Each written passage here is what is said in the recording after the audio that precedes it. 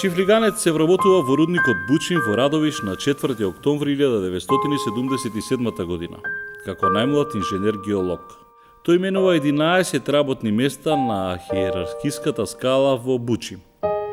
И во 1988 година, на 33 годишна возраст, се искачува на врвната позиција. За време на неговото раководење со единствениот рудник за злато и бакар во Македонија, наследената загуба се претвара во рентабилно, профитабилно работење и Бучин во наредната деценија постојано е со позитивни завршни финансиски сметки.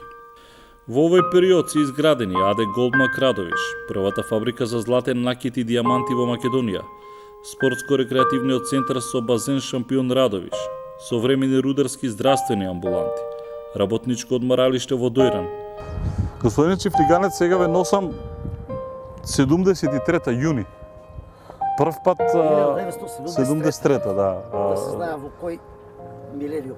Ајде објасни ми сега, сме Бучим, така? Во Бучим сме сега. Копе ова, што е сега, зборете вие сте како, што доаѓате овде као 73-та? Моментално се наоѓаме на површинскиот коп на рудникот за бакар. Јас често пати знаев да кажам и на злато, единствен во Република Македонија, рудникот Бучин, Радовиш. Јас овде пред точно 47 години, 1973 година, се запослив, вработив како геолошки техничар. Бев многу среќен и горд. Тогаш имав едва 18 години и се вработив. Јуни, јули, август, септември работев како геолошки техничар. Само ме интересира што беше тука вие кога дојдовте. Што беше ова? Како изгледаш? Па, господине Мишко, ова беше до пријатно каче. Имаше тука еден добар народ кој се бавеше со сточарство од турската националност, многу добри, вредни луѓе. Овде беше една ливада. Ние се наоѓавме тогаш на кота од 700 до 730. Као ова горе што е од луѓе, така што? А сега рудникот Бучим е до кота 400, дури и помалку. Значи, до 330-350 метра е експлоатирана бакарна руда за овие од 78 во редовно производство, па до денес, може тоа да се пресмета колку години, тоа значи околу 43 години, така да не би можел повеќе да зборувам, затоа што многу емоции превладуваат. Замисли пред 47 години, кога си имал само 18 години, си чекорил и се бавил со истражување, со геолошки истражувања, со рударски, со стручни, научни работи и до ден денеска овој рудник работи. Сега кога ќе го гледам овој Да, гледам дека држиш нешто рака. Го даде мојот колега, главен инженер, кој заедно работевме, заедно успешно го водевме Бучим.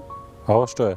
Ова е еден профил кој сам јас како дипломиран инженер сам го проектирал 1978 година. Да, тоа е јако сум се родил. Ноември 1978. Да, јас сум се родил тогаш. Тоа е пред 42 години. Тогаш немаше компјутер, немаше такви програми.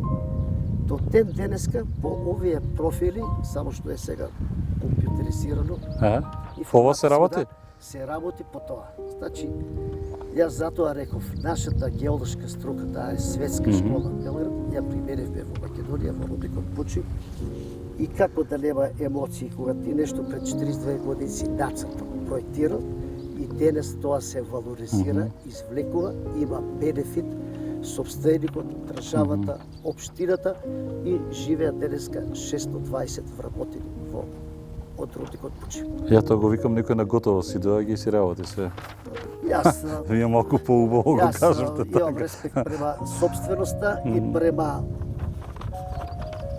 колегите што го водат Бучин, али тоа беше време на посветеност.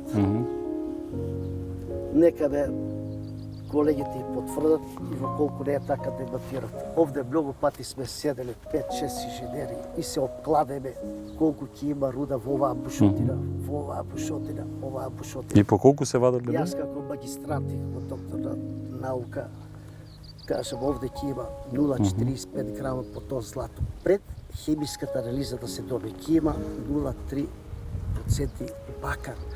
Пред да се доби и секојаш сум ги добивал моите така прогнози, затоа што оваа рудно оѓалиште Бучин знам точно како дише. И на ова рудно наоѓалиште јас докторирав. Дел од вработените и денес велат ова е од Ванчо, овој камион е уште од времето на Ванчо. Вие не мора да коментирате, јас ќе искоментирам.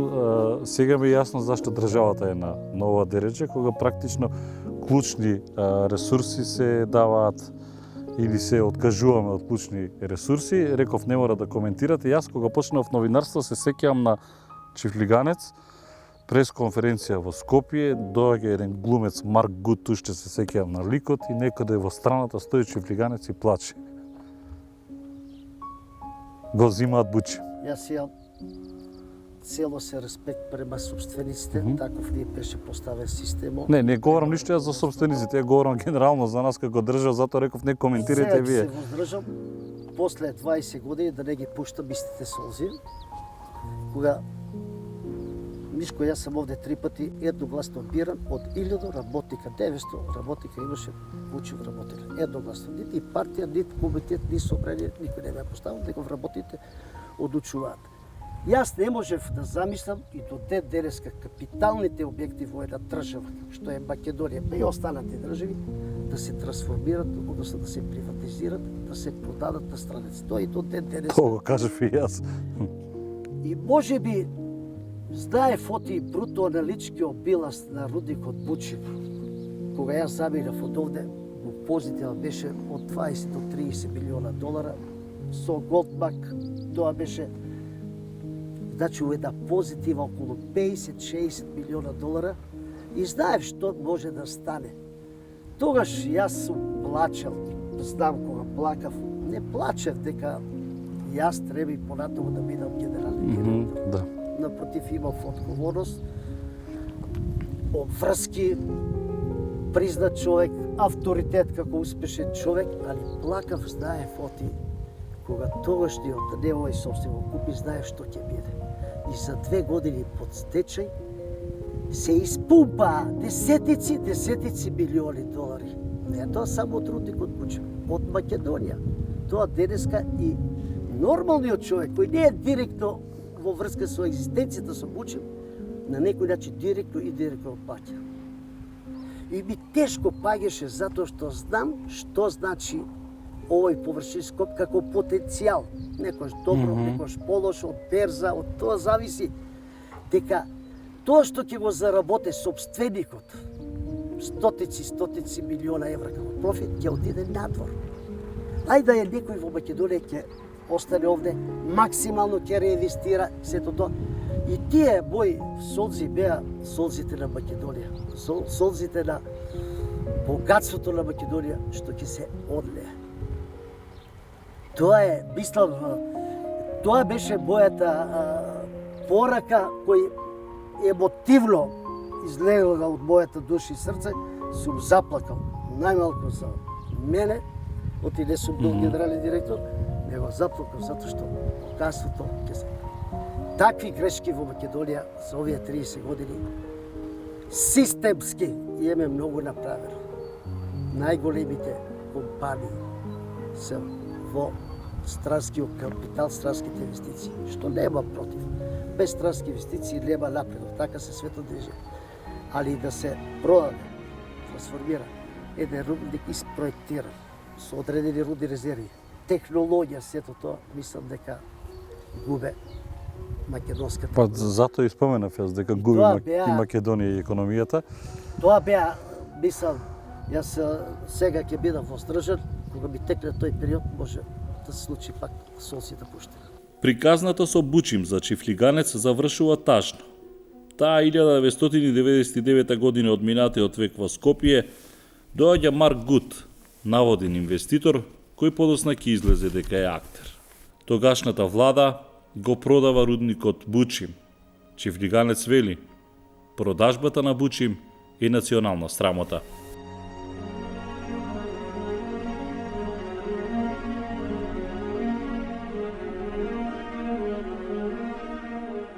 Тоа е национална срамота за мене, лично моје видување, бидејќи рудник не се продава како килограм компири, патлиџани или пиперки на берза. Бидејќи се работи за партнер од Соединетите американски држави, ние за секој капитал од Соединетите американски држави како легален, чист е добронамерен. Али ова што се случи сега, дека некој комуницирал со господинот Гут од Еурам Партнерс и сите информации ги давал, и сите оние поединци во име на Македонија, во име на единствениот рудник на бакар и злато, фактички се става дека е тоа едно длабоко, некоректно, нечовечки, кој збор, да го кажам, полош, може најлошиот, не би сакал да го изречам.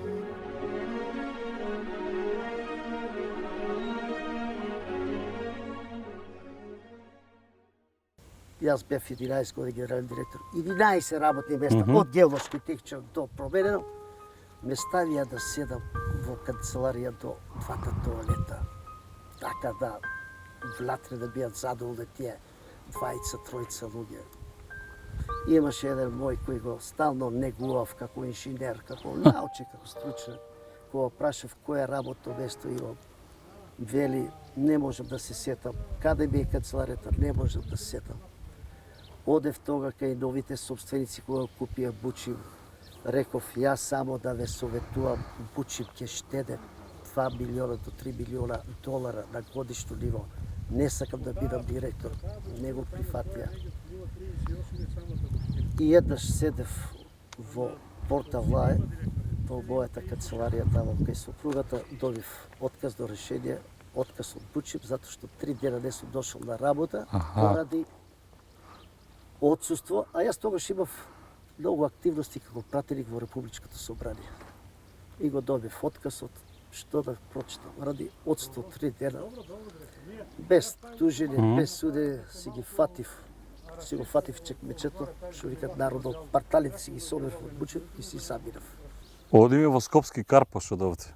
Таму е вашето првенче, во вашата Адора. Мојата прва љубов е Бучим, втора љубов е мојата сопруга, трета љубов е мојата Адора инженерик, четврта луѓето, пријателите и семејството. Чекај, прво Бучим, второ сопругата. Сопругата, а третото ми е Адора инженерик. Сопругата со семејството, сигурно. Добро. Не, разбирам, не збуни дека прво, второ. 18 години овде и низ ова наука, струка, менаџирање, сум успеал во животот да потврдам дека може од каменот, најсиромашниот, да се изваде злато и да екзистира државата. И немој да заборавите, кога доаѓаа словенците со југословенските динари да го купуват златото овде, го плаќаа поскапо, од овде првите златни резерви во Народна банка по препорака на тогашниот премиер Никола Клюсев и по препорака на Киро Глигоров со југословенските динари се плати овде злато и првите златни резерви од ово површински коп се направени. Јас не велам дека се тоа поклонети, али се направени првите златни резерви. Ајде ќе ве раздела малку од првата љубов. Одиме кај трета љубов. Па и втората љубов и сопругата веројатно ќе се приклучи во Адора инженерик. Вработен како инженер-геолог во рудникот Бучим, се запишува на магистерски студии на Рударско-геолошкиот факултет во Белград, каде на 26 декември во 1982 година се стекнува и со магистерска титула. На 26 декември 1987 година, на 33 годишна возраст, се стекнува со докторска титула на Рударско-геолошкиот факултет во Белград, бранејќи ја докторската дисертација на тема металогенетски карактеристики на лежиштата на бакар во Бучим во српско-македонската металогенетска провинција. Ова сега е Универзитет Гоце Делчев, меѓутоа ја го паметам како дете, овде беше педагошки факултет и беше Рударско геолошки факултет и сега вашите патишта се испреплетуваат и во Штип, вие Раклиш, Радовиш, Пробишти, Скопје, Белград, Штип, ама овде пратеник, директор во Бучим, професор. Јас на Универзитетот Гоце Делчев, односно во почетокот на Рударско геолошки факултет, 81-82 година бев овде ангажиран воредно после рудникот Бучим како најмлад асистент по геолошки науки за минералните сировини. Држев предметите менеджмент, металогенија и економска геологија. Што е тоа металогенија? Металургија тоа е истражување на рудните наоѓалишта, на минералните суровини за нивното создавање во време, во кое време и во кој простор. Тоа е една многу специфична наука, современа наука, без таа не можеш да бидеш добар истражувач. И колку време поминувате овде вие како идете асистент, така, па потоа професор? Па знаете, јас сум горд што на универзитетот Гоце Делчев, правобитно Рударско-геолошки факултет, што почнав од најмлад асистент во звање доцент, вореден професор и со редовен професор, тоа требаше да измине повеќе од 2 децении.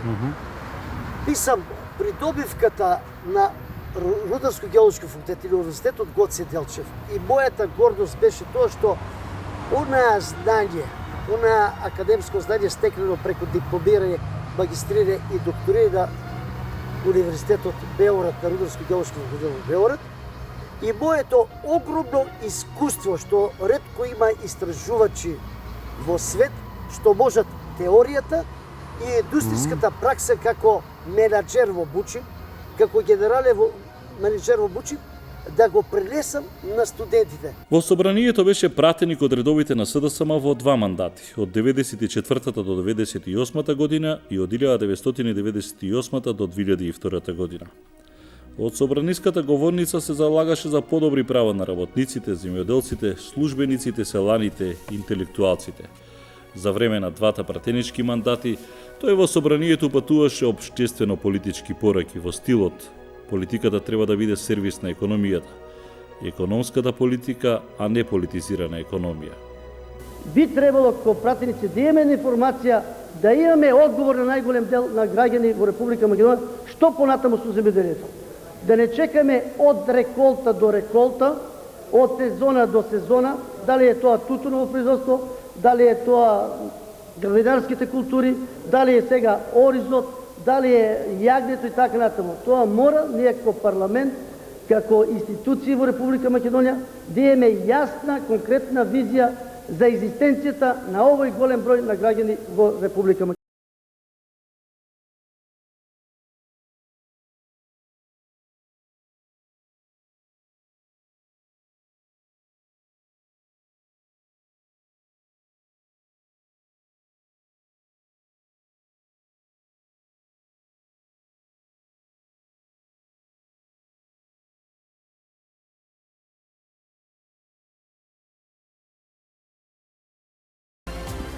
И сега, господин Чифлиганец, полека влегуваме во финалето од емисијата од Патот до успехот. Ова е вашето... Првото мое бебе е ова. Ова е, да, првото бебе. Да, првото бебе. Со ова почнувате вие Адора инженеринг. Адора инженеринг со ова почна, проектирани, изведувани продажба и направи уште 40 такви објекти. Овде има 60 стана, а направи уште 2950-40 стана. И вие живеете овде? Овде живеам, да. Овде и во Црниче живеам. А овде и канцеларијата на Адора? Овде ми и мојот кабинет и канцеларијата, кој имам 350 метри квадратни канцеларија овде. А ние се одиме во кабинетот и таму малку одиме сега во Адора инженеринг, кај мене во работа и од кабинет, дека што работам 15 полни години. Е сега таму малку за бизнисот. Да. Ќе разговараме. На 28 август 2002 година, православниот празник Голема Богородица и денот на македонските рудари, Чифлиганец ја основа градежната компанија Адора инженеринг, како надградба на семејниот бизнис Адора. Првата приватна аптека во Радовиш, основана во 1992 година од Данка Чифлиганец, фармацевт, специјалист за контрола на лекови. Адора инженеринг за 20 години се етаблира како една од најуспешните компании во високоградбата во Македонија. Оваа градежна компанија има изградено 40 стамбено-деловни објекти со 300.000 метри квадратни нето развиена површина. Реализирани се инвестиции со економски обрат од околу 350 милиони евра. Изградени се околу 3000 висококвалитетни домови во кои живеат над 12.000 граѓани. 2002 година, 28 август, кога ми заврши пратенички мандат, ја донесов мојата животна историска одлука да се бавам само со бизнис. А долго размислувавте? Па размислов. Во принцип сам седите како година дена размислов, после заменувањето од Бучин, размислов што понатаму ќе работам. Затоа што Бизнисот ми најмногу леже и тогаш реков, Ванчо Чифлиганец од ден само ќе се бави со бизнис, политика, партиски живот не го интересира. И градителството ми е на мене во мојот ген, наследен од мојот татко Илија. Ако не се испотеш да многу работиш, успехот нема да дојде. Јас тие три компоненти, значи знањето, желбата и посветеноста, пота ги споив и успев да направам Адора инженеринг, едно 10 години, меѓу 30 најуспешни компании во Република Македонија. Од 20 вработени 2002 година до пред 3 години имав 500 вработени, сега од објективни или субјективни причини знатно се намаливме. Сега, која е првата локација? Каде прво градите? Првата локација овде дека што седиме сега. Овде? Да. Стамбениот објект Адора Флетаерон во Скопје, понатаму Адора Diamond Garden, се само дел од многуте зданија на компанијата. На што Чифлиганец е најгорд кога е во прашање градежништвото, односно Адора? Сега вие може да кажете сите објекти, 40 ми се репрезентативни дел, но има нешто кое што е ваше милениче, веројатно. веројатно. Сум најбев среќен кога имав 500 вработени, во 500 семејства регистрира од Адора инженеринг. Добро, Горцу- короната ве измести или? Па и некој не е тоа предмет за работа, мислам некои мораториуми што локално се посматрат Тоа беше актуелно, во да. Македонија, Скопје, али тоа времето ќе покаже кој е во право, кој не е право. Горцов што ги применивме највисоките стандарди. Горцов со имам 5 интернационални меѓународни награди преку Адора инженеринг. Тоа не е признание само за Адора инженеринг за Ванчо, тоа е и за бизнисот. Тоа ви значат наградите? на Македонија. Ви значат наградите? Ни значат наградите како признание од некој те препознал во Европа и свет.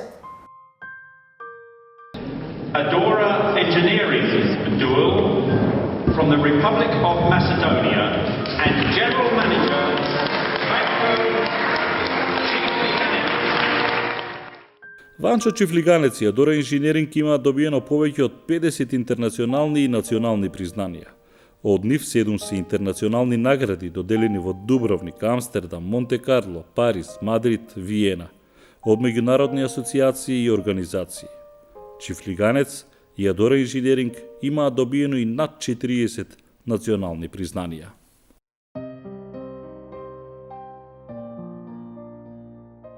Добро, имаме држава. Прашањето е кај тераме? Ете, Што ни фали? Нешто ни фали нешто. Ќе ви извинете, народот во Македонија прво државотворен народ сме. Без разлики што знаеме критички да речеме, па не сме такви вакви државотворена. Али го споредувам. Македонија 50 години експлоатира олово цинк. А немаме ние финален производ на основа на олово цинк. И други метали, да ги кажам, со металите сега ќе зборам, така да на овој вреден народ, државотворен, со голем потенцијал, скромност, човечни, му треба можеби некое многу големо водство, лидерство. Не велам дека не сме го имале. Ние се осамостоивме без еден куршум да се забави. Ако јас 91 година, заедно со премиерот Никола Клюсев, со председателот Киро Дигоров, по препораки на тогашниот лидер Петар Гошев, Бранко Црвенковски, Тито Петковски, Никола Поповски, Ѓорги Спасов, знам, ме тераат како влијателна личност, во Радоиш да одам по големите компании, да излеземе на референдумот 91 да гласеме. И јас тогаш поставува прашање луѓето.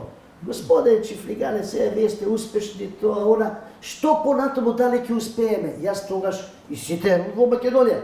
Ние како самостална држава, самостално ако се раководиме, подобро ќе живееме. Јас бев убеден дека можеме подобро да се организираме или да живееме. Не плукав јас на системот претходен, али мислев оти подобро. За жал, не направивме доволно за народот, за државата, низ конкретни параметри, да како Македонија, како што отиде Словенија, Хрватска, да одиме порапред. на сите нас, дали си во поголем капитал имаш или воопшто немаш, ни треба стабилна држава.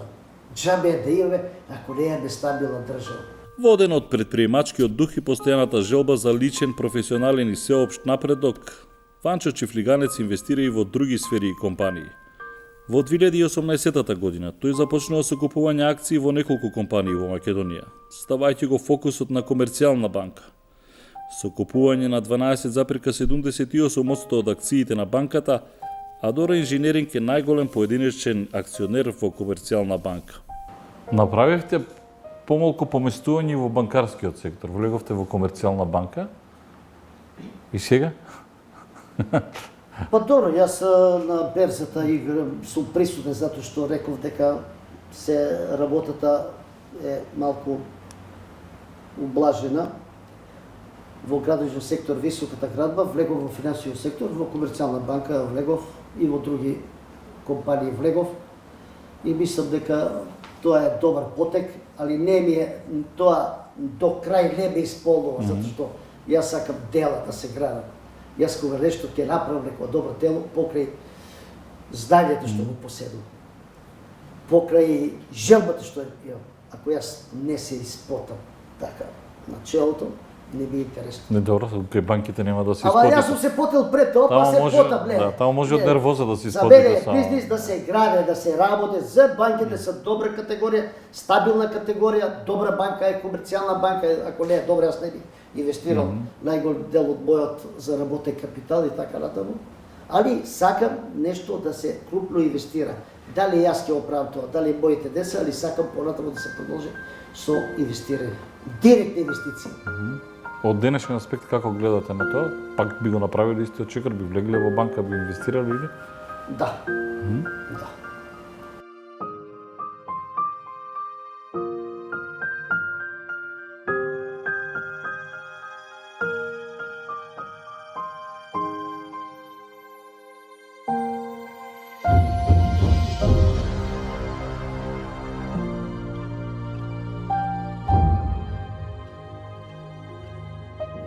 И сега господинот Чифлиганец, веројатно крајот од денот завршува во домот и во принцип секогаш анализиравте како поминал денот или не, доаѓате поприлично уморен. Пишко, секој сат, секој ден, секој месец, секоја недела и година го анализирам, али јас имам скоро 43 години работен стаж и за овие 43 години нема ни 43 дена да ги спојаш викенд и годишен одмор. Одморени, значи стално работа.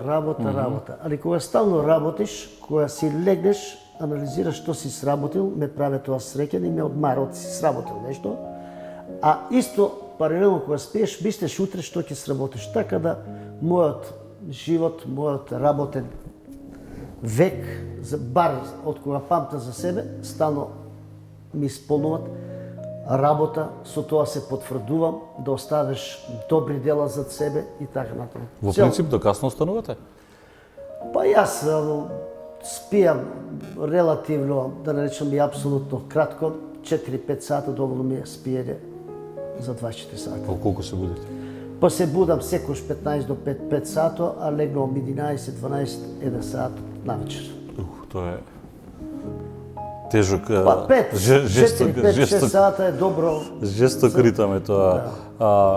И сега, кога го почнавме тој муавет во канцеларијата, сакав малку сега порелаксиране. Ова Македонија, каде тераме? Тоа е прашав сега. Вака ли ја замислувавте вие оваа држава, апропо тоа што бевте и пратеник и прв човек на Бучим, ги споменавте Киро Глигоров, Никола Клюсев, тогаш кога се ставаа практично темелите на независна Македонија. Веројатно тогаш сте имале некој план, како велите, кога одевке работниците, го објаснав независна Македонија, како ја замислувавте ве колку 30 години сега? После?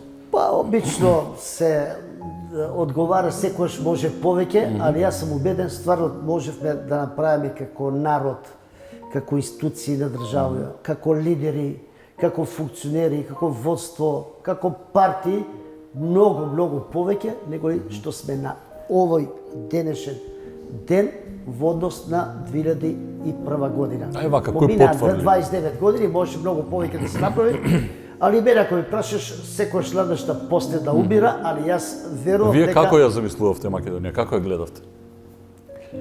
Јас замислував како што во претходните скоро 50 години се развивала и понатаму ќе се развива, а кога веќе самостално ќе се раководеме од нашата метропола Скопје, од собствениот народ, од собствените лидери и функционери, мислев дека Македонија ќе биде по-равноправна, по-демократска, по-богата, затоа што има вреден, добронамерен, искрен народ. Да се тој народ мобилизираше многу по-добро, многу по-креативно, мислам дека денеска Македонија ќе беше многу по-богата и народот ќе живееше по-богато. Тоа е веројатно богатство. Тоа е за мене семејната и колективната среќа представуваат едно големо Браво, Еви Мишко. го деде. Добро дојде. Деде дојде, деде. Деде, ајде да пукне, ајде. Ајде, брате, ајде да пукне, ајде да пукне, деде, да пукнеш. Здраво живо на сите, сега малку ми е специфично нели со ковидот за поздравување, Тоа така се што фруците мои, Бране и Дане. И уште еден фрук имам, Јован, кој живее во Њујорк. колку години има? Жена, 3 деца. По 2,5 години. Овие се со Вујч. 2 деца имаш. Знаете зашто сакав сите да сега прашањето вака го завршивме дел од муаветот пред да влезете, колку е тешко во наводници да се трпи Ванче Влиганец. Ама така да слушалте и многу фалиха, но добре. Да, ви испофали. Ви испофали. А Душко е економист, така? Да. А Драгана? Правник, економист, фармацевт, рударски инженер. Знам дека си во Дубај често. Сега не знам со ковидот како е, што е со патувањето, веројатно повеќе си во Скопје. Таму што правите? Да. Таму учиш и таму остана? Или? Значи, Мишко, јас во Дубај сум помеѓу Дубај и Македонија во последните 10 години. По моето завршување на средното образование во Македонија, отидов да студирам во Дубај, на Америчкиот универзитет во Дубај, каде што завршив економија и бизнис. После завршувањето на студиите, јас бев импресиониран од Дубај, потенцијалот и за бизнис и мајндсетот, со еден збор да кажеме, на луѓето таму.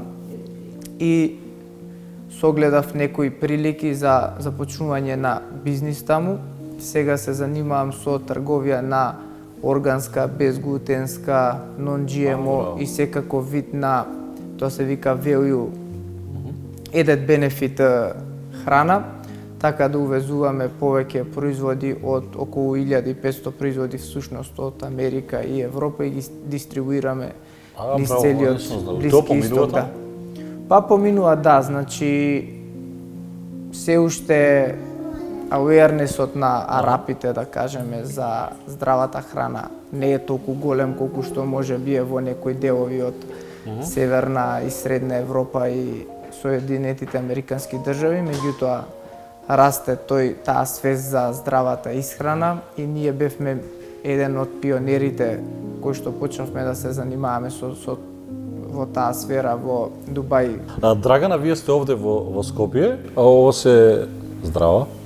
Средски. Вие сте овде во Скопје. Посветени претпоставувам повеќе на Дора и сега како време наоѓате за целата комбинација. Вчера 14 години направи во Дора.